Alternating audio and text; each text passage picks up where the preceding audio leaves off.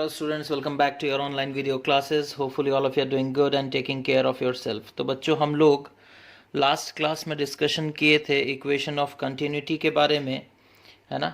जब fluid motion में होता है तो उसका एरिया और वेलोसिटी का जो प्रोडक्ट होता है वो कांस्टेंट होता है ना।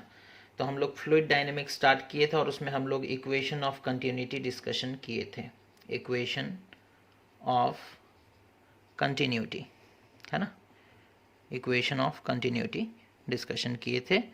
That is a1v1 is equals to a2v2 और av is equals to constant, है ना। av is equals to constant. Area बढ़ेगा तो वेलोसिटी घट जाता है और एरिया छोटा होगा तो वेलोसिटी बढ़ जाता है ना। ये रिलेशन हम लोगों ने डिस्कशन किया था। आज हम लोग बच्चों अपने नेक्स्ट टॉपिक पर जाएंगे, दैट इज बर्नौलीज इक्वेशन, है ना। बर्नौलीज इक्वेशन में जाने से पहले, ठीक है, हम लोग एक चीज़ डिस्कस कर लेते हैं और वो क्या है ना, energy of a fluid. Energy of a fluid, okay. तो देखो बच्चों, फ्लूइड के पास टोटल 3 तरह का एनर्जी होता है, ठीक है। पहले को हम लोग जैसे सपोज कर लो एक हमारे पास पाइप है इस तरीके का कुछ, ठीक है, और इस पाइप में के थ्रू सपोज कर लो बच्चों लिक्विड फ्लो कर रहा है, ठीक है। इस पाइप के थ्रू सपोज कर लो लिक्विड फ्लो कर रहा है ना। और सपोज कर लो हम लोग यहाँ से ग्राउंड से देख रहे, ठीक है। ये जो हाइट है सपोज कर लो ये हाइट h1 हो गया, है ना। और ये जो हाइट है ये डिफरेंट हाइट है, सपोज कर लो ये हाइट h2 हो गया, ओके। तो अब यहाँ देखो, अगर यहाँ पर तुम एक particular amount mass of liquid को तुम ऑब्जर्व करते हो, ठीक है, और यहाँ पर उतने ही मास ऑफ लिक्विड को अगर तुम ऑब्जर्व करते हो, ठीक है, तो हम लोग क्या देखेंगे बच्चों ना, हम लोग ये देखेंगे कि यहाँ पर जो मास सपोज कर लो यहाँ मास m और यहाँ पर भी मास m अमाउंट के लिक्विड को हम लोगों ने कंसिडर किया, ओके। तो हम लोग ये देखेंगे, क्या देखेंगे नहीं, यहाँ पर उसके पास एक हाइट है, उसके वजह से उसके पास पोटेंशियल एनर्जी होगा, है ना। यहाँ पर उसके पास एक हाइट है तो यहाँ पर भी कुछ पोटेंशियल एनर्जी होगा, that is potential energy 1, potential energy 2 suppose हम बोल देते हैं, ठीक है। अब यहाँ का क्रॉस सेक्शन कम है बच्चों, आप देख सकते हो, तो यहाँ वेलोसिटी सपोज v1, यहाँ वेलोसिटी v2, ठीक है। तो क्योंकि वेलोसिटी में भी डिफरेंस आ रहा है तो यहाँ पर जो मतलब वेलोसिटी की वजह से एनर्जी क्या होता है बच्चों, kinetic energy, that is half mv1 square, और यहाँ पर काइनेटिक एनर्जी कितना हो जाएगा वेलोसिटी की वजह से हाफ mv2 स्क्वायर, है ना। तो ये दो एनर्जी हो गया। अच्छा, अब हमें यहाँ बताओ कि वेलोसिटी चेंज हो रहा है, वेलोसिटी चेंज हो रहा है मतलब एक्सेलरेशन, ठीक है। अब एक्सेलरेशन के लिए फोर्स चाहिए, है ना। तो यहाँ कौन फोर्स है बच्चों ना, इधर सपोज कर लो ये जो पाइप है इसमें लिक्विड इधर से फ्लो होकर के आ रहा है, ठीक है। तो इधर से जो प्रेशर लगा रहा है ना ये लिक्विड, ठीक है, उस प्रेशर के वजह से, प्रेशर जहाँ पर है बच्चों वहाँ पर फोर्स होता है, pressure is directly proportional to force, okay. तो ये जो लिक्विड फ्लो होकर के आ रहा है ये पीछे से प्रेशर लगा रहा है और उस प्रेशर की वजह से एक्सेलरेशन हो रहा है, ठीक है। अच्छा, तो एक एनर्जी प्रेशर का भी है, एक एनर्जी किसका है, प्रेशर एनर्जी, ठीक है, प्रेशर एनर्जी, ओके। तो ये 3 तरह के एनर्जीज जो होते हैं बच्चों वो फ्लूइड के पास होते हैं, है ना। उसके मास और हाइट की वजह से उसके पास होता है पोटेंशियल एनर्जी, मास और वेलोसिटी की वजह से होता है काइनेटिक एनर्जी, और क्योंकि यहाँ पर वर्क डन लिक्विड भी कर रहा है अपने प्रेशर के द्वारा फोर्स लगा करके, ठीक है, बिकॉज जैसे जैसे वो हाइट गेन कर रहा है, जैसे जैसे क्रॉस सेक्शन चेंज हो रहा है, वेलोसिटी चेंज हो रहा है, दैट मीन्स यहाँ पर वर्क डन हो रहा है due to some force, and वो फोर्स कहाँ से आ रहा है, वो फोर्स बच्चों प्रेशर से ही आ रहा है ना, वो फोर्स प्रेशर से ही आ रहा है। कौन सा प्रेशर, लिक्विड का प्रेशर, ओके। तो ये 3 तरह के एनर्जीज जनरली हम लोग देखते हैं, ठीक है। तो डिफाइन कर लेते हैं एक एक तरह के एनर्जीज को, है ना। सबसे पहले बच्चों हम लोग डिफाइन करेंगे, that is kinetic energy. Kinetic energy, okay. तो डेफिनेशन आप लोगों को पता ही होगा, the energy possessed by liquid, okay, by virtue of its motion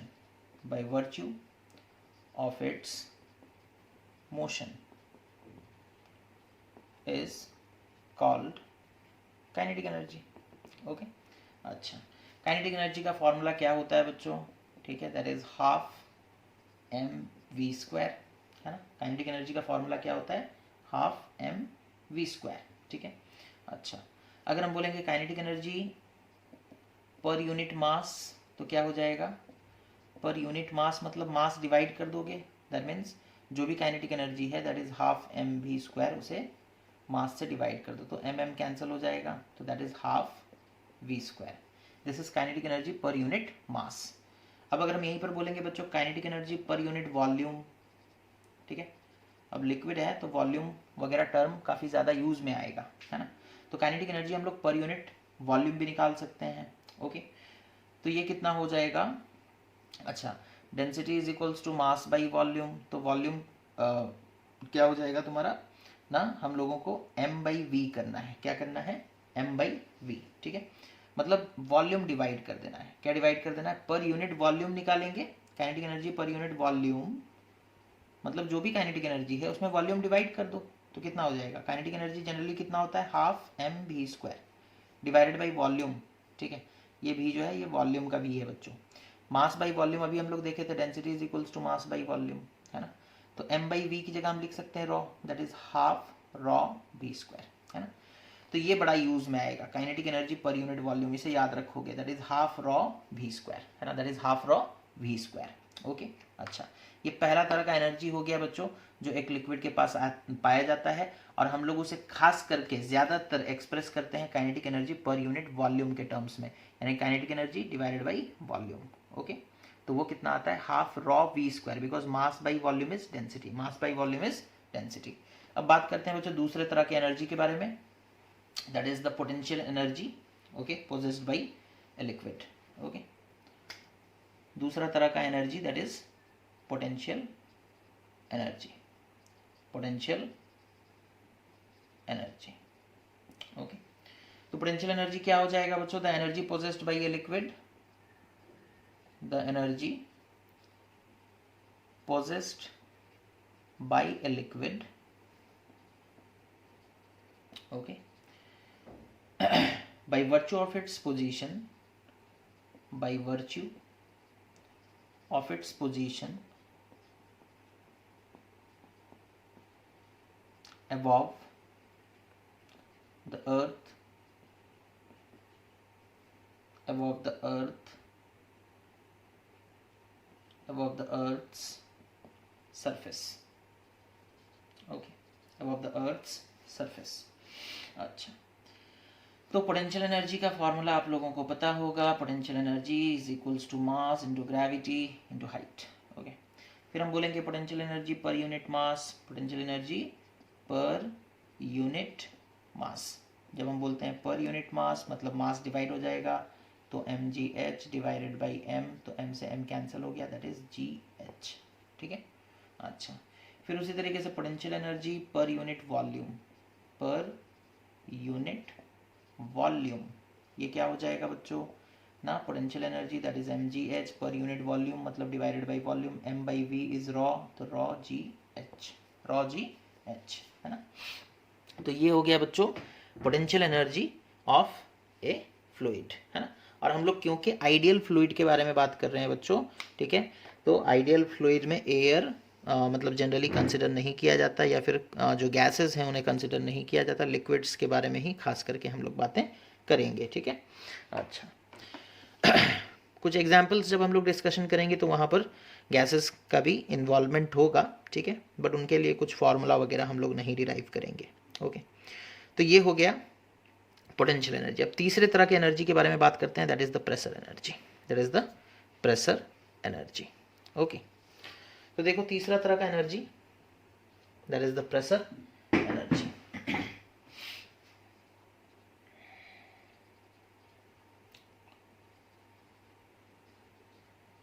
ये क्या होता है बच्चों ना, the energy possessed by a liquid, the energy possessed by a liquid,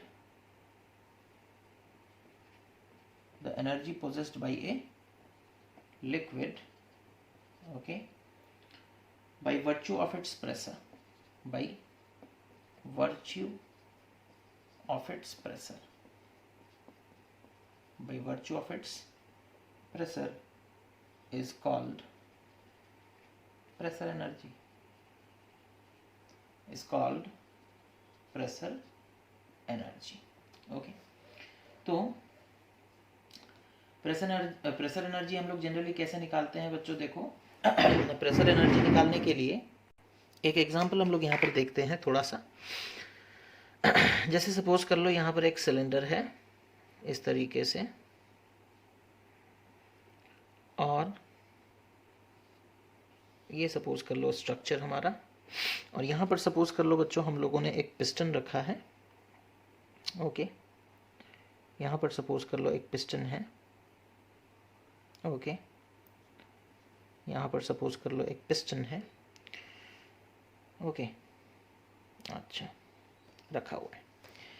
अब जैसे ही हम लोग क्या करेंगे बच्चों ना, इस सिलेंड्रिकल वेसल में अगर सपोज कर लो हम लोग लिक्विड फिल कर देते हैं, ठीक है, इस सिलेंड्रिकल वेसल में सपोज कर लो हम लोग लिक्विड फिल कर देते हैं, तो क्या होगा ना, लिक्विड इधर से एक प्रेशर लगाएगा पिस्टन पर, ठीक है, लिक्विड इधर से एक प्रेशर लगाएगा बच्चों पिस्टन पर।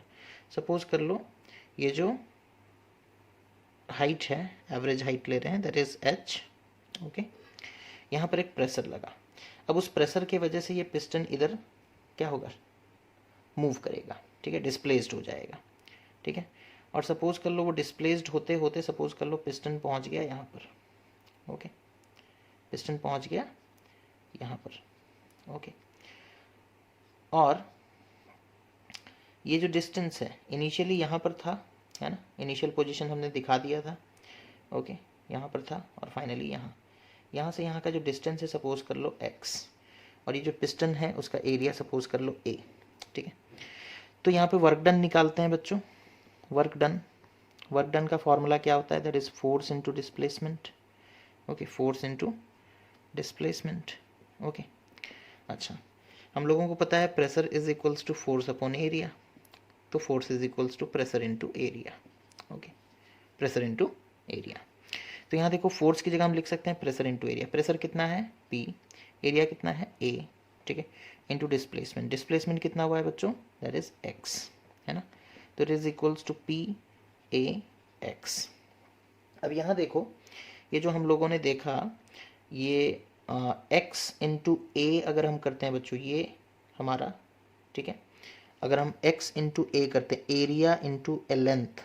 ओके, एरिया इंटू ए लेंथ, तो हमें क्या मिलेगा, वॉल्यूम। तो area into A length will give us volume, that is PV, है ना। तो वर्क डन कितना हो गया बच्चों, दैट इज PV। ओके, अच्छा, मतलब हम लोग इसे ऐसे लिख सकते हैं, pressure energy of volume V is equals to PV, है ना। ये टोटल वॉल्यूम V है। ओके, तो सॉरी, ये जो वॉल्यूम है, यहाँ का जो वॉल्यूम है वो कितना है V। तो इतने वॉल्यूम के लिए जो प्रेशर डेवलप हुआ उसका रिजल्ट हम लोग देखें कितना निकल कर आया, उसका वर्क डन कितना हुआ, P इंटू V। तो जितना वर्क होगा, work will get converted into energy. तो जो वर्क डन है उसी को हम लोग, वर्क डन किसके वजह से हुआ, प्रेशर के वजह से, इसी के लिए उसे हम लोग बोल सकते हैं pressure energy of volume V, ठीक है। मतलब वॉल्यूम V जो शिफ्टिंग हुआ है उसमें वर्क डन कितना हुआ, P इंटू V, ठीक है। तो pressure energy per unit volume निकालेंगे, pressure energy per unit volume, तो ये कितना हो जाएगा, पर यूनिट वॉल्यूम यानी कि PV divided by V which is equals to P। Okay, तो इस तरीके से हम लोग निकाल सकते हैं बच्चों क्या ना, pressure energy per unit volume. तो ये हो गए बच्चों 3 अलग अलग तरह के एनर्जी जो एक फ्लूइड पोजेस करता है ना। ये हो गए 3 अलग अलग तरह के एनर्जी जो एक फ्लूइड प्रोसेस करता है। अब इसके बाद आते हैं हम लोग एक बहुत ही इम्पॉर्टेंट से थ्योरम पे, that is Bernoulli's principle, Bernoulli's theorem, ठीक है। और उससे जो इक्वेशन निकलता है उसे हम लोग कहते हैं बर्नौलीज इक्वेशन, ठीक है। तो स्टार्ट करेंगे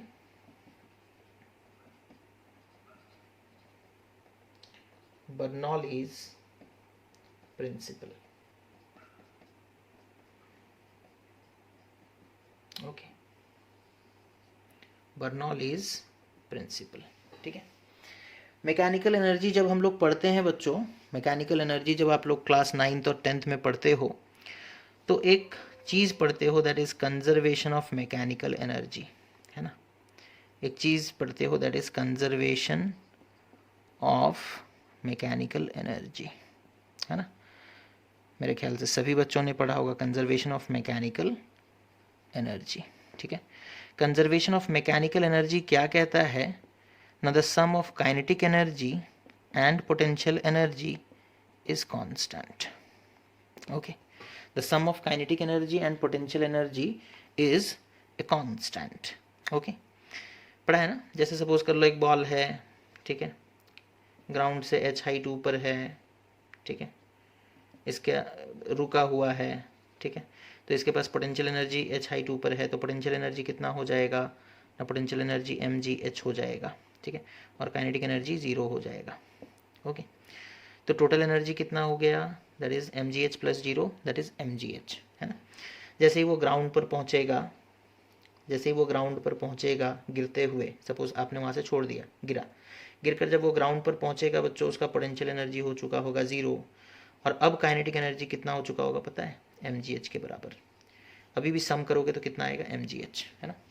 तो that is conservation of mechanical energy, है ना। The sum of kinetic energy and potential energy is always constant, okay. Bernoulli's इसी चीज़ को, कंजर्वेशन ऑफ एनर्जी को यहाँ पर बता रहे हैं फ्लूइड के, जो अगर कोई ऐसा फ्लूइड है जो स्ट्रीमलाइन फ्लो एग्जिबिट करता है, ठीक है, तो उसके लिए कंजर्वेशन ऑफ एनर्जी हम लोग लगाएंगे और हम लोग बोलेंगे कि the sum of pressure energy, the sum of kinetic energy per unit volume and the sum of potential energy per unit volume is a constant, okay. तो बर्नौलीज प्रिंसिपल किस चीज़ के ऊपर आधारित है बच्चों, कंजर्वेशन ऑफ एनर्जी के ऊपर आधारित है। क्या है उसका स्टेटमेंट देखो ना, it states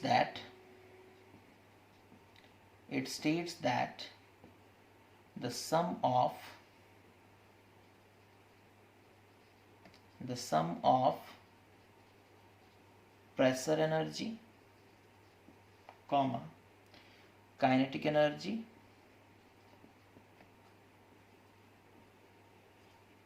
and potential energy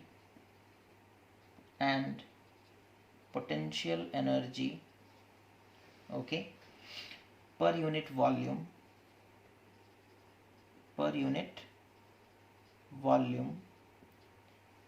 okay of an incompressible, of an ideal fluid लिख देते हैं, आप लोग जानते हो, of an ideal fluid, okay, in a streamlined flow,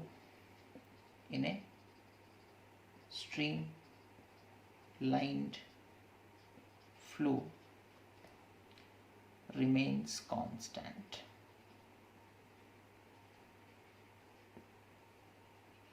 okay, remains constant, है ना।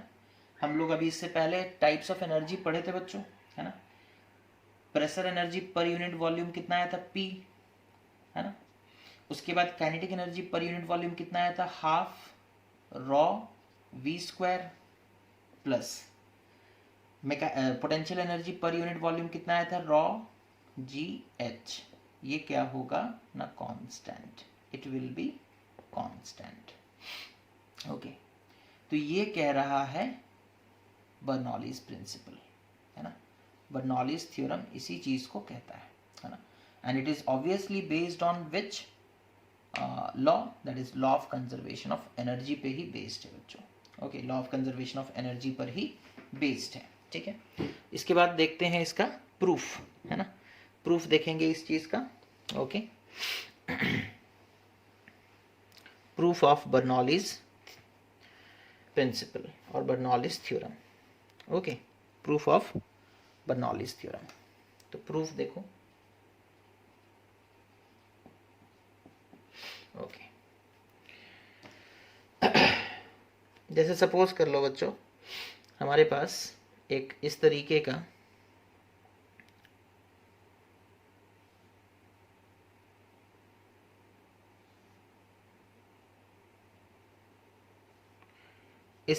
एक सपोज कर लो पाइप है, ठीक है, और इसमें लिक्विड फ्लो करेगा। ओके, सपोज इस तरीके का हमारे पास एक पाइप है, ओके, जिसका इधर तो क्रॉस सेक्शन ज़्यादा है, इधर क्रॉस सेक्शन कम है, ठीक है। अच्छा, हम लोग एक लिक्विड के सेक्शन को कंसिडर करेंगे। ओके, जैसे इधर से लिक्विड फ्लो हो रहा है ना, लिक्विड फ्लो हो करके आगे बढ़ रहा है। Okay, suppose this is the liquid, okay, which is flowing upward. Okay, ठीक है।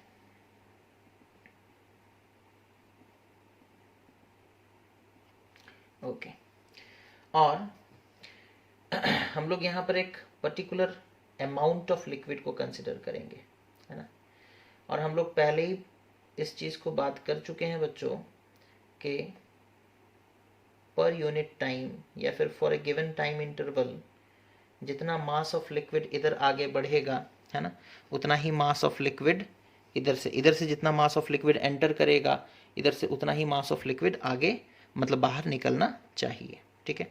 और आप यहाँ पर जो स्ट्रक्चर है उसके हिसाब से साफ साफ देख सकते हो कि यहाँ जो पोर्शन है बच्चों पाइप का वो काफ़ी चौड़ा है, और यहाँ पर जो पोर्शन है पाइप का वो काफ़ी लंबा है ना। तो ये जो पोर्शन है लिक्विड का, है ना, this portion of liquid, okay, this portion of liquid, okay, इसका इक्विवेलेंट अगर हम लोग यहाँ पर ड्रॉ करना चाहेंगे, ठीक है, इसका इक्विवेलेंट अगर हम लोग यहाँ पर शो करना चाहेंगे तो वो लगभग कुछ ऐसा होगा, ठीक है, वो लगभग कुछ इतना अमाउंट का होगा, ठीक है, इतना अमाउंट का होगा। ओके, इतना अमाउंट का होगा, ठीक है। देख पा रहे हो यहाँ पर जितना अमाउंट हम लोग लिए हैं लगभग ये उतना ही अमाउंट है, बट डिफरेंस है ऑब्वियसली। यहाँ पर एरिया क्रॉस सेक्शन पतला है, कम है, तो यहाँ पर वेलोसिटी ज़्यादा होगा, इसी के लिए देखो डिस्टेंस ज़्यादा कवर किया है, यहाँ डिस्टेंस कम कवर किया है, यहाँ डिस्टेंस ज़्यादा कवर किया है, ठीक है। अच्छा, और सपोज कर लो बच्चों दिस इज ग्राउंड, ओके, इसके सेंटर ऑफ मास से अगर हम ये हाइट लेते हैं, सपोज कर लो this height is taken as h1, ठीक है, this height is taken as h1, और इसके सेंटर ऑफ मास से एक हाइट हम लेते हैं and suppose this height be h2, okay, suppose this height be h2। अच्छा, यहाँ पर जो एरिया है बच्चों, सपोज इसे हम कहते हैं दैट इज एरिया, इसे हम कहते हैं A1। यहाँ पर जो एरिया ऑफ क्रॉस सेक्शन है इसे सपोज हम कहते हैं A2, ओके। यहाँ पर जो लिक्विड का स्पीड है ना, यहाँ पर जो लिक्विड का स्पीड है आगे बढ़ रहा है इस तरफ, सपोज कर लो v1 वेलोसिटी के साथ, और यहाँ पर जो लिक्विड ऊपर की तरफ उठ रहा है बच्चों वो सपोज कर लो v2 वेलोसिटी के साथ, है ना। अच्छा, तो ये चीज़ इतना हम लोग देख रहे हैं। अच्छा, if I am observing for, if I am observing for a time delta t seconds, okay, delta T time के लिए हम लोग ऑब्जर्व करेंगे। तो यहाँ पे जो लिक्विड है वो कितना लेंथ कवर करेगा बच्चों, डेल्टा टी टाइम में स्पीड कितना है v1, तो डिस्टेंस यहाँ पर वो कितना कवर करेगा ना, स्पीड इनटू टाइम, तो ये डिस्टेंस कितना हो जाएगा ना v1 डेल्टा टी, ठीक है। और उतने ही समय में वो इधर कितना डिस्टेंस कवर कर लेगा ना v2 डेल्टा टी, ठीक है, v2 डेल्टा टी, ओके, अच्छा ये सब हो गया। ओके, अब यहाँ पर देखो तो, और यहाँ पर जो लिक्विड लिया गया है उसका डेंसिटी सपोज कर लो कितना है ना, रॉ। लिक्विड का डेंसिटी कितना है सपोज कर लो रॉ। ओके, अच्छा अब उसके बाद देखो तो मास हम लोगों को पता है, that is mass, conservation of mass हम लोग लगाए थे बच्चों। जितना मास इधर से एंटर करेगा उतना मास इधर से बाहर निकलेगा। तो मास क्या होता है, that is volume into density. Mass is equals to volume into density. अच्छा, वॉल्यूम फिर क्या हो जाएगा, वॉल्यूम की जगह हम लोग क्या लिख सकते हैं, that is area of cross section, area of cross section into length. ठीक है, area into length that is volume into density, into density. Okay, तो ये मास का इक्वेशन हम लोग लिख रहे हैं। तो यहाँ पर जितना मास एंटर करेगा यहाँ उतना ही मास लीव करेगा, तो m तो दोनों के केसेस में ही बराबर होगा। लेकिन यहाँ एरिया ऑफ क्रॉस सेक्शन कितना है, दैट इज a1, लेंथ कितना हो गया बच्चों v1 डेल्टा t, है ना, into density that is rho, which is equals to, यहाँ पर भी उतना ही मास बाहर निकलेगा। तो लेकिन यहाँ पर एरिया ऑफ क्रॉस सेक्शन कितना है, that is a2 into v2 delta t into rho. ठीक है, अच्छा तो इससे हमें पता चला that is a1 v1 delta t into rho. ठीक है, या फिर rho into a1 v1 delta t is equals to rho into a2 v2 delta t।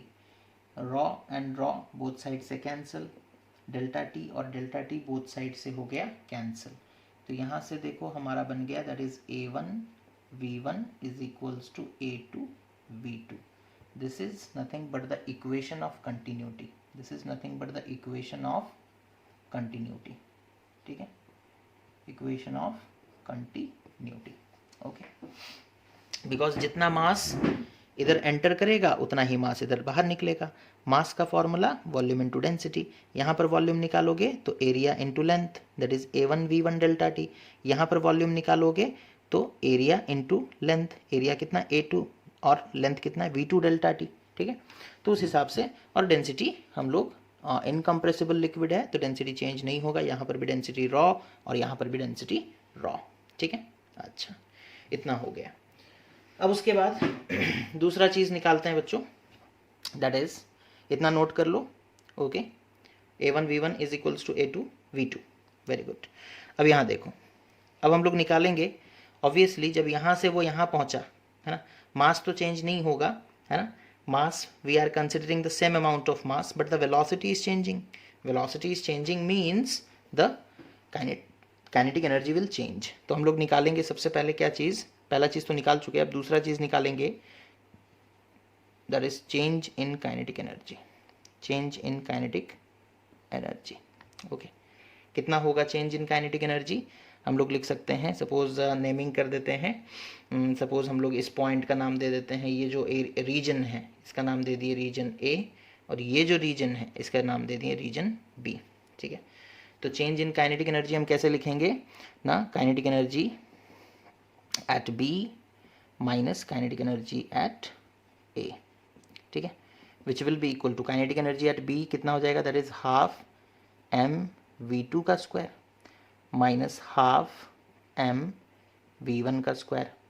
मास का इक्वेशन हम लोग निकाले थे बच्चों, है ना। अब दोनों में ही मास कॉमन है तो हम लोग इसे लिख सकते हैं that is it is equals to half m v2 square minus v1 square. Okay, half m v2 square minus v1 square. अच्छा, इससे पहले जो हम लोग निकाले थे तो m का वैल्यू कितना आया था, that is a1 v1 delta t into raw.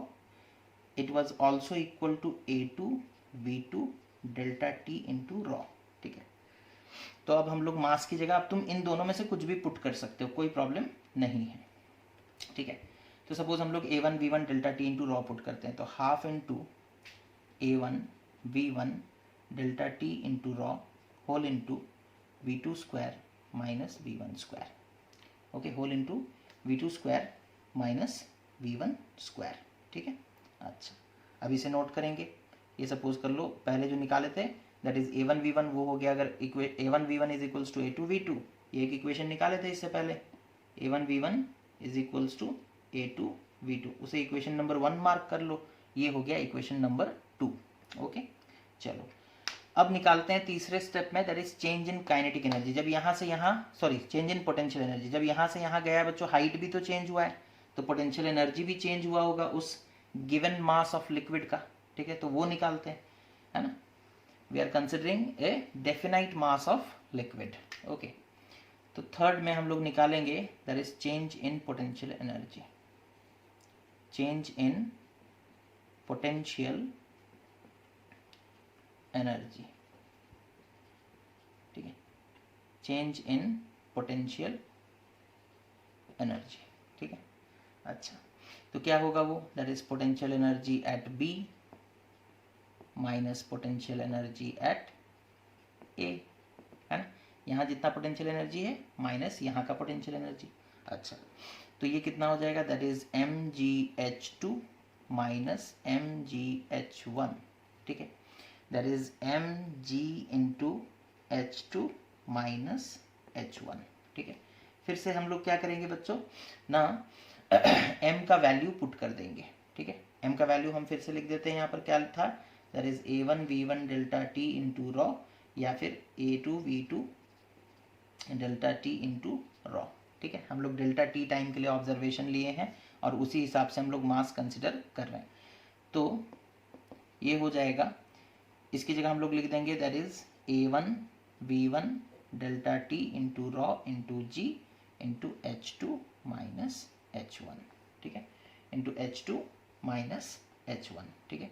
इसे फिर इक्वेशन नंबर 3 बना लो, इसे फिर इक्वेशन नंबर 3 बना लो, this is we have found the change in potential energy, ठीक है, चेंज इन पोटेंशियल एनर्जी। उसके बाद हम लोग निकालेंगे finally that is the net work done on the fluid, ठीक है। ऑब्वियसली यहाँ से यहाँ तक लेकर जो फ्लूइड मूव कर रहा है तो वर्क तो हो रहा है, और हम पहले ही बता चुके थे वर्क कौन कर रहा है बच्चों, प्रेशर एनर्जी, कौन कर रहा है, प्रेशर, इधर से प्रेशर एक फोर्स एक्सर्ट कर रहा है और उस फोर्स की वजह से क्या हो रहा है, लिक्विड मूव कर रहा है, ठीक है। अच्छा, तो फाइनली हम लोग निकालेंगे क्या, that is net work done, ठीक है, net work done, net work done on fluid, net work done on fluid, ओके। अच्छा, तो ये क्या हो जाएगा बच्चों, that is work done on fluid at A minus work done on fluid at B, that is work done at A minus work done at B, okay, work done at A minus work done at B, ठीक है। तो ये कितना हो जाएगा, work done हम लोग कैसे निकालेंगे, दैट इज वर्क डन क्या होता है बच्चों, वर्क डन हो गया, यहाँ पे लिख देते हैं, देखो work done is equals to force into displacement, है ना, फोर्स इंटू डिस्प्लेसमेंट। अच्छा, फोर्स की जगह हम क्या लिख सकते हैं, प्रेशर इंटू एरिया, यहाँ पे एरिया कितना है A1 इंटू डिस्प्लेसमेंट कितना हुआ है यहाँ से यहाँ, that is V1 delta t, समझ में आ रहा है, ठीक है। तो वर्क डन हम इस तरीके से रिप्रेजेंट करेंगे। सिमिलरली यहाँ पर वर्क डन कितना हो जाएगा, दैट इज यहाँ पर प्रेशर कितना है ना, यहाँ सपोज कर लो प्रेशर है बच्चों P1 और यहाँ पर प्रेशर कितना है सपोज P2, ठीक है। तो यहाँ पर वर्क डन कितना हो जाएगा, ठीक है ना, it will be equal to, that is यहाँ पे वर्क डन कितना होगा, वर्क डन एट बी कितना हो जाएगा ना, that is P2 A2 V2 delta T, V2 delta T, okay. तो उस चीज़ को हम लोग यहाँ लिख देते हैं, वर्क डन एट ए कितना हो जाएगा, that is P1 A1 V1 delta T minus P2 A2 V2 delta T, okay, V2 delta T, okay. अच्छा, अब हम लोगों को पता है कि A1 V1 is equals to A2 V2, तो हम लोग उस चीज़ को पुट कर सकते हैं, डेल्टा टी तो कॉमन ऐसे भी है ना, that implies P1 A1 V1 delta T minus P2 A2 V2 की जगह A1 V1 लिख सकते हैं, तो यहाँ लिख दिए A1 V1 डेल्टा टी। अब देखो A1 V1 delta T, A1 V1 delta T common हो गया है ना, तो क्या हो गया, that implies A1 V1 delta T whole into P1 minus P2, ठीक है, whole into P1 minus P2। This is equation number 4। Okay, this is equation number 4, है ना। चलो, तो ये net work done on fluid निकाल लिए, that is work done on A. इधर से एक देखो, इधर से प्रेशर लगेगा, ठीक है, उस प्रेशर के वजह से वर्क होगा, है ना, उस प्रेशर के वजह से वर्क होगा। अब यहाँ थोड़ा एक कंसेप्ट लगा दोगे कि देखो जैसे जैसे लिक्विड ऊपर की तरफ उठ रहा है स्पीड घट रहा है, मतलब रिटार्डेशन हो रहा है, मतलब नेट फोर्स किधर लग रहा है, इस तरफ। तो ये जो प्रेशर यहाँ पर P2 है वो इस तरफ वर्क करेगा, इसी के लिए माइनस आ रहा है बच्चों, है ना, इसी के लिए क्या आ रहा है, minus. That is work done at A minus work done at B. Okay, चलो अब यहाँ पर कंजर्वेशन ऑफ एनर्जी लगाएंगे। फाइनली सारे इक्वेशंस नोट करते रहोगे, जैसे जैसे वीडियो देखते रहोगे बच्चों, जो इक्वेशन एक एक करके निकल कर आ रहा है उन इक्वेशंस को साइड बाय साइड नोटबुक में लिखते रहोगे, और फाइनली तभी समझ में आएगा, अदरवाइज सिर्फ वीडियो देखते रहोगे तो कुछ नहीं होगा, है ना। इक्वेशंस को नोट करना भी इक्वली इंपॉर्टेंट है, ठीक है। फाइनली हम लोग बोलेंगे that is by conservation of energy, by conservation of energy. Conservation of energy के हिसाब से क्या होता है बच्चों ना, net work done, kinetic energy change हुआ, ऑब्वियसली पोटेंशियल एनर्जी भी चेंज हुआ, तो ये जो एनर्जी चेंज हो रहा है वो किसके वजह से, वर्क डन की वजह से। तो हम लिख सकते हैं net work done is equal to change in kinetic energy plus change in potential energy, है ना। लिक्विड का काइनेटिक एनर्जी चेंज हुआ है, लिक्विड का पोटेंशियल एनर्जी भी चेंज हुआ है, और काइनेटिक एनर्जी और पोटेंशियल एनर्जी चेंज करने के लिए हमें वर्क करना पड़ता है, तो जो भी हम वर्क किए उसी के वजह से चेंज प्रोड्यूस हुआ, है ना। तो अब दोनों को हम लोग इक्वेट कर देंगे, ठीक है। नेट वर्क डन का क्या आया था बच्चों, that is A1 V1 delta T whole into P1 minus P2, ठीक है, is equal to change in kinetic energy का क्या आया था, that is half A1 V1 delta t into rho whole into V2 square minus V1 square, plus potential energy का change क्या आया था, that is A1 V1 delta t into rho G और H2 minus H1, ठीक है। अच्छा, अब जो भी कॉमन है, ठीक है, उन सारे चीज़ों को हम लोग मतलब कैंसिल आउट करने का कोशिश करेंगे, ठीक है। अच्छा देखो, इधर देखो, half A1 V1 delta t raw, यहाँ पर A1 V1 delta t raw, ये तो कॉमन हो गया, A1 V1 delta t raw, A1 V1 delta t raw, तो इसे हम लोग लिख देते हैं LHS में। देखो उधर भी A1 V1 delta t raw है, तो A1 V1 delta t rho नहीं है, sorry, A1 V1 delta t into P1 minus P2, this is LHS is equals to RHS में ये एक टर्म और ये एक टर्म, इन दोनों में कॉमन क्या है, A1 V1 delta t raw, ठीक है। तो इसे हम लिख देंगे A1 V1 delta t rho, okay, whole into half V2 square minus V1 square, okay, V2 square minus V1 square